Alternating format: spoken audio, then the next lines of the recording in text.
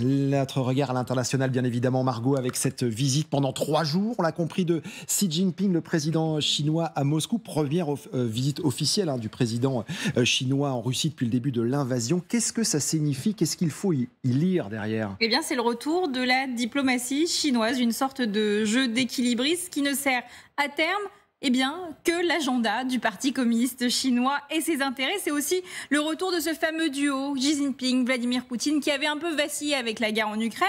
3 jours donc de visite officielle à Moscou pour annoncer une déclaration d'une nouvelle ère, selon les mots du Kremlin. Une visite qui ressemble vraisemblablement à une démonstration de soutien, on ne peut pas le nier, pour rappeler l'amitié sans limite entre les deux États. La vraie raison, c'est que Pékin ne peut être dans le camp des vaincus. Mais il ne veut pas non plus que ses alliés, comme la Russie, s'affaiblissent un petit peu trop, puisqu'il y a tout de même des partenariats économiques derrière tout ça. C'est donc pour ça que ce soutien à la Russie est toujours bien calibré. Et les sujets au programme vont tout de même dans ce sens. Regardez, coopération économique russo-chinoise à l'horizon 2030. Ils parleront également de la coopération dans les domaines militaro-techniques, mais aussi du plan de paix en 12 points, ce fameux plan de paix par la Chine pour mettre fin à la guerre. Des propositions donc pusillanimes, mon cher Stéphane. L'idée, garder un partenariat stratégique pour maintenir la Russie la tête hors de l'eau, tout en ayant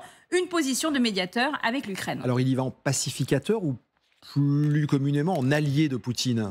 Les deux. Il faut toujours comprendre que Xi Jinping n'a qu'un seul but. C'est tout d'abord garder son pouvoir sur son terrain, c'est-à-dire en Chine, mais aussi propager les concepts du Parti communiste à l'international. Il profite du fait que l'ordre occidental est un peu contesté par les puissances émergentes à l'heure actuelle pour contrer l'hégémonie américaine, notamment avec cette fameuse alliance des BRICS. Regardez, cette fameuse alliance entre le Brésil, la Russie, l'Inde, la Chine et l'Afrique du Sud. Et avec cette guerre, et en étant le seul interlocuteur de Vladimir Poutine, il a trouvé cette nouvelle porte d'entrée pour redorer son blason sur la scène internationale. Comme dans un jeu d'échecs, il crée ses propres alliances sur plusieurs fronts et en même temps pour convaincre en un temps record. Regardez, le 10 mars, il s'immisce dans les relations au Moyen-Orient en rétablissant les relations entre l'Iran et l'Arabie Saoudite. Le 26 mars prochain, il va rencontrer le président Lula, le président brésilien, qui lui aussi est non aligné sur le dossier ukrainien. Et puis début avril, ce sera qui?